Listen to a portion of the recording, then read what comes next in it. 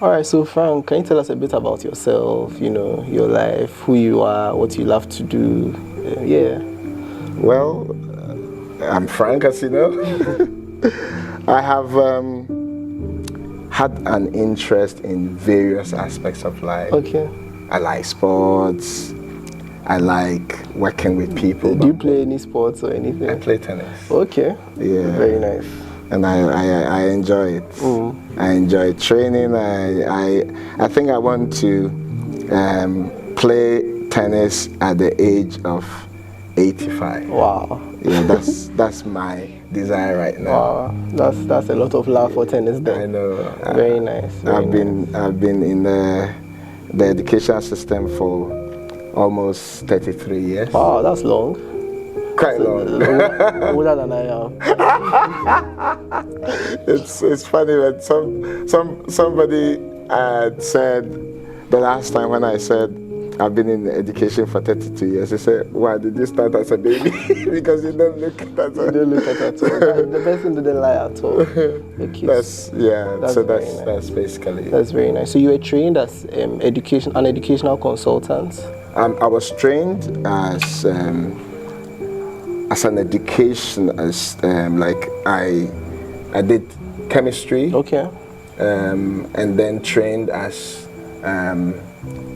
someone with education, to qualify to teach in the schools, also to be able to express and understand the psychology of children. Okay. So basically it was more of working with children. Trained to work with children, and all across the world I decided to license myself across the country. Okay. So I took a license from the US, took a license from the Netherlands. Okay. Took a license. Licensed everywhere. Yes, so that I will not be hindered that's very good. Presenting myself to, that's very good. To the people. That's very good. So on this topic of autism that we are about to discuss, as an educationist or an educational consultant, when was your first encounter as a professional with a student?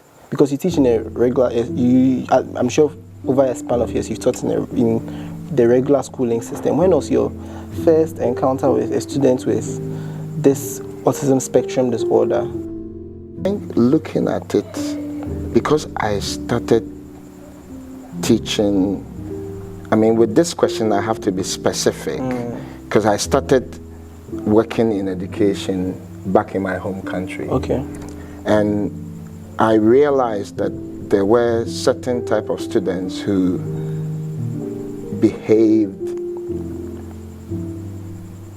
would say out of what we will regularly say is the normal behavior of a student. Okay. Sometimes eye contact was very deceptive. That we realized that a particular student didn't have the gaze. Okay. And they answered questions that were a bit off the point. So that was a thing. Now, the problem with my home country was the fact that things could be stigmatized if not dealt with correctly. Okay. And this was how I started to get ingrained into this aspect, to think about the student as a daily project. Okay. So looking at the students' behavior when they come to school today and when they come to school tomorrow. Okay. Then I moved into another jurisdiction. That's out of your home country? Out of my home country, so to speak, into Europe. Okay. Let's put it that way. And in Europe, I have worked in many schools. Okay. Many schools. Close to 10 schools. Wow, that's a lot of schools. Yes. And in these schools, I realized that we had situations where we had to now deal with students in the autism spectrum. Okay. We realized that there were students that were very, very good in art. Okay. Or very good in math, or very good in memorizing things like bus stop times. Okay. But they had a whole lot of problems in terms of focus, in terms of behavior, in terms of how they understand things, and then this particular time where they have what we call the meltdown. How we dealt with them. This was an eye opener, because until then we hadn't categorized this issue in terms of the autism definition. But gradually we got to understand that some of these behaviors were autistic in their orientation. Okay, so you first found out, so around which time of which year? Around maybe 2000, 2010? I think the first I would say as early as 2005. But mind you, I started teaching in Ghana far before that time.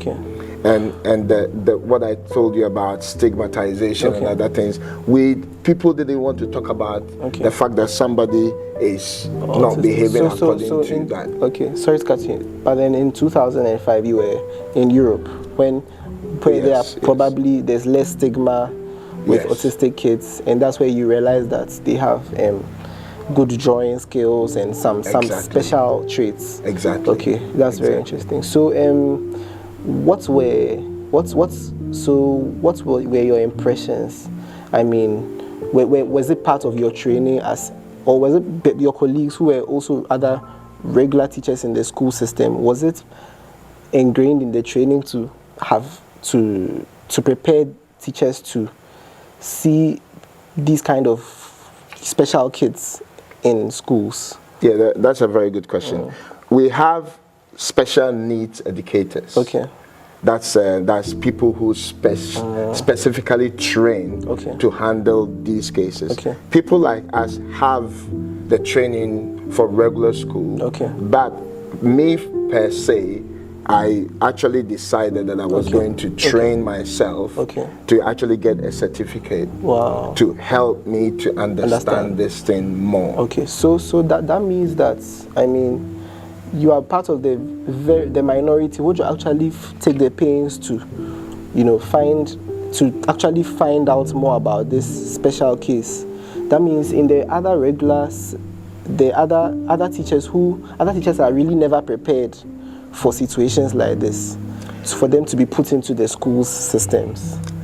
I would not say unprepared. I would say that we have made it in such a way that we have teachers that are having this special needs qualification. But the point is that looking at the systems that we have, one person in a whole educational system might not be enough. It has to have everybody. We have to have everybody on board. For instance, this case where one mentor of a particular student had this student who really was in a very special autistic level, wanted only to study under the table, and did not have any very good student, excellent student. I had the privilege of working with a student covering or being a one-on-one support during a lesson. So in this situation, you have a lesson going on, but they need extra assistance, they need extra help, they need extra adjustments to be able to accommodate them in the lesson. So you have other teachers that support this situation. So this means that in the systems you've worked in, there are actually there are measures put in place to be able to receive kids like this. I think that's very impressive. That is very good, because we are talking about a spectrum. A spectrum where you have from a child who wants to learn under the table to a child who is very good but can be very tantrumic. Like I have a student who can easily go ballistic. Within the next few seconds, the student could be cracking a very good mathematical problem, and the next moment the student is very angry because something did not go how they wanted it. Okay, so looking at all of this, do you think that, I'm moving into the parent aspect, because I mean education is parents have a major part to play in education? Do you think, first of all, I want to ask, are the kids enrolled into the school with knowledge of these, problems, or sometimes they already know from home, the parents already know that this is how the kid is, so please get some special care for the child and everything? What are the ratios? I get your question. Sometimes the parents come, and it's during the school developmental system of the child that we discover that this is the issue. Okay. Because this particular ailment is a developmental stage disorder. Okay. It's actually identified more towards more from baby stage. Okay. But sometimes it appears as having disappeared. Okay. And then parents hope for the best. Okay. Bring their children into the school system. But then teachers discover so many other things. Okay. That some students act differently. Okay. And so that is where we notify the parents, we note it, we start to support them especially. Okay. So how is parents' reception like? How are parents, like for a parent who, doesn't really know that the child is has autistic traits or is on the spectrum, how do you notify how are the parents acceptive of this possible diagnosis? That this child you should check the child in, how's the parents' acceptance? Are they very defensive about it? Are they receptive? Are they cooperative? I think it's a wide range of everything, like shock, reception, acceptance, ready to work. Sometimes we have the defensive, where the parents don't understand why their child is behaving this way, maybe why the child is behaving in this particular lesson, but not in the other lesson. And so sometimes it is actually a stigma, not on the child per se, but fault finding, maybe this person is not doing something. But you realize on these levels that the child is actually going through a situation and probably maybe on the spectrum. Wow, that's very interesting. So, it's interesting knowing this. So do you have cases of declines? By decline, you gave an example of a kid who loves to solve his math or who likes to work his school stuff under the table. Do you have situations where it gets worse over time? You see, because in the school systems you see the kids grow and everything. In this particular situation, I felt there was a decline. Because this particular student was in my tennis hobby time team when I taught students how to play tennis, and there was no indications of the student having any issues. Even though there were times when the student's coordination of a tennis hit of a ball was out of play, but that was not anything to worry about. But then it was after they graduated from the tennis, because we have 1 year where they play tennis as a hobby, and then the next year they don't. And then it was after that I realized. So from teaching him tennis to visiting his class to support him because he was now working under the table was surprising. So I realized there had been a decline.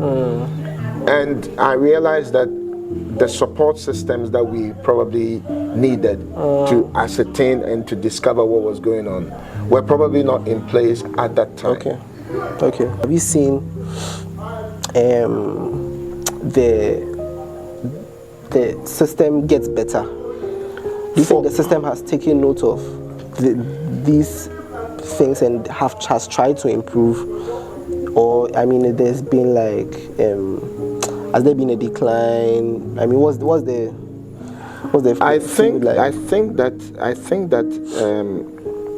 the aspect, the debate of whether to have these children in regular schools or seclude them has been sometimes pushed into the limelight so that there will be a debate.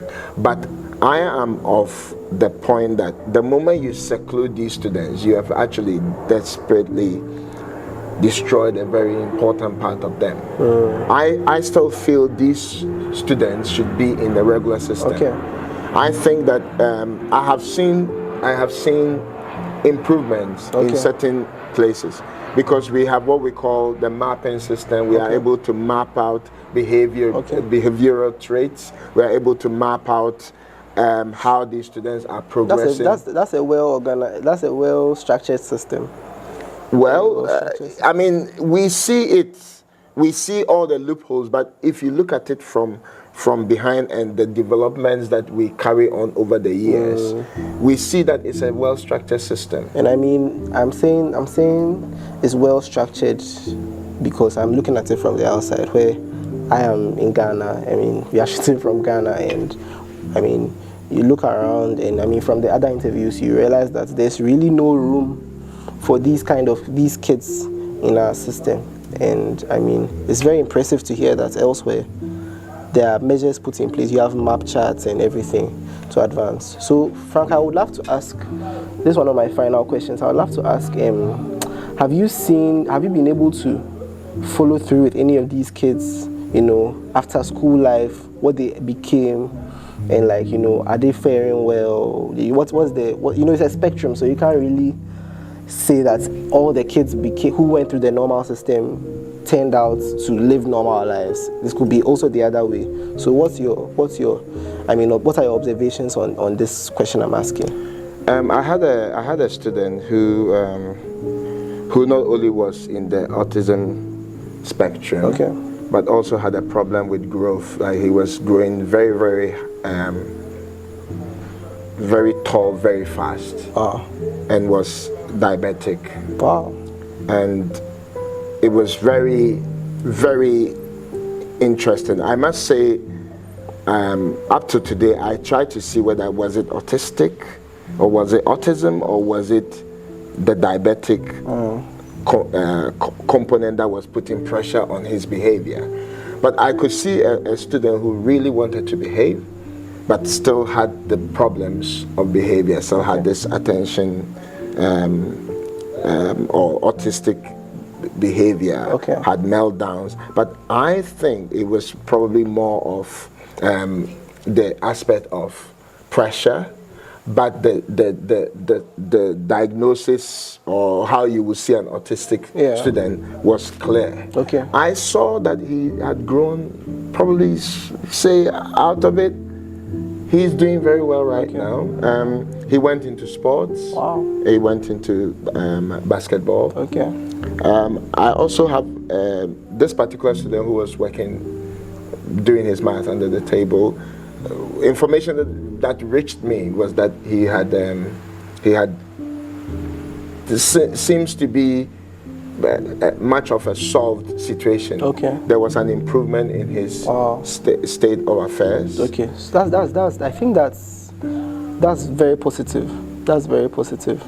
Are there any negatives? Negative? I mean, before I talk about the negatives, I think that this is something that once parents discover, it is one area where a lot of systems want to support. Want to support what the parent, the family, the child is going through. So parents should not be too backward, negative, or trying to hide from the reality, or trying to be defensive. Because this is where I see people lose a lot on the help available. Well, I mean, if we're going to talk about negatives, of course, there are negatives, but these negatives are conditional. Conditional in the sense that some of the parents, because of all these defensiveness and other things, and sometimes maybe there's what we call the liaison between the systems that will diagnose and the school and the parents. So if all these three don't come together properly, these interplays don't come together properly, then we can have a decline. Wow, that's where you are in the normal school system. Do you think that having a child on the spectrum slows down the class, or what's the dynamic for the other students in the classroom? I have a student who has been really accepted by the class. It's so beautiful. This student responds to things that you would not expect student to. He will respond to the music in a particular computerized gameplay. That's what interests him. Okay. We see that the children in the class accepts this person. Okay. Talks to them normally, and it's so beautiful when you see how these children are interacting with them. So there is actually no stigma, so to speak. It is only when we have issues of parties not playing their parts that it grows into stigma. Where parents are not understanding, sometimes parents think, oh, my child is being bullied. But meanwhile, if the parent had probably liaised with the teacher and then we work with the system, then we could have solved that problem. And I think this is where I say there's a lot of hope for parents in this particular situation. Okay, so Frank, I mean, so far from this conversation, what I've picked is that, I mean, you are of the view that a child on the spectrum should have parents who would really cooperate with, the teachers and even the specialists who may actually place the final diagnosis. What I've also picked too is we should be able to put your child on the spectrum into the normal system. I mean, where they may actually be able to, their growth and advancements may be triggered, and not leave them to do. I will say this thing very categorically. I think every parent should start thinking if there is any way of checking the child's autistic alignment when they are children is very helpful. Because if you detect, early detection has always been about 60% of the solution. Because once you detect early, it can really correct so many things. So many things. Early detection. And that is really what I would advise every parent to do. Once you give birth to the child, check whether they are autistic. Get to see whether they have any aspect of the spectrum inside of them. Thank you so much, Frank. So today I've been with Frank, and Frank is, as I said earlier, an educational consultant and has worked at a number of places and has encountered cases of autistic children. And this is our whole interaction with Frank, and I believe we've learned a lot from Frank. Thank you so much, Frank. Hope to talk to you again. My pleasure. Thank you, Frank. Okay, bye. Bye.